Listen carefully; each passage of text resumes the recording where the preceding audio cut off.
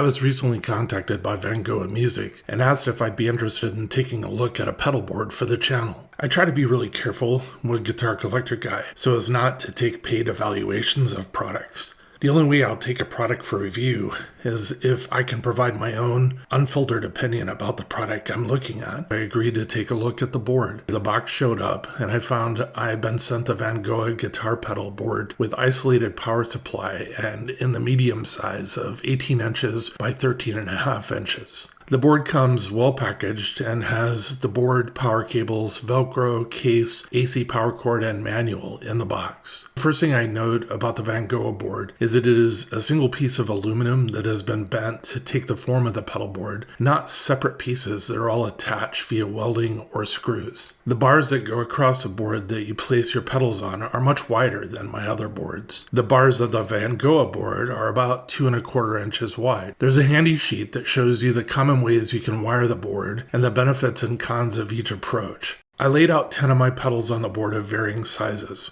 In the literature, they say that you can install 16 small pedals or 13 full-size pedals or a combination thereof. The Velcro is as wide as the bars or close to it and are pre-cut in the lengths of the actual bars. A note about the Velcro that's supplied with the board. It holds so well that you need to be careful when putting pedals on the board because then when you try to pry them off, it can actually be somewhat of a challenge. Next, I connected all of the pedals to the onboard power supply. There are 12 power connections. I used all 6 of the 9-volt 300 milliamp outlets and all 4 of the 9-volt 500 milliamp outlets. After connecting power, I set about installing patch cables between each of my pedals. I then ran my last pedal's output to the input on the back of the board. Once I was done, I powered up and everything worked. I ran a cable from the output on the back of the board to the input of my amp, and then I ran my guitar's cable from my guitar to my first pedal in the chain's input. The power supply on board is very quiet.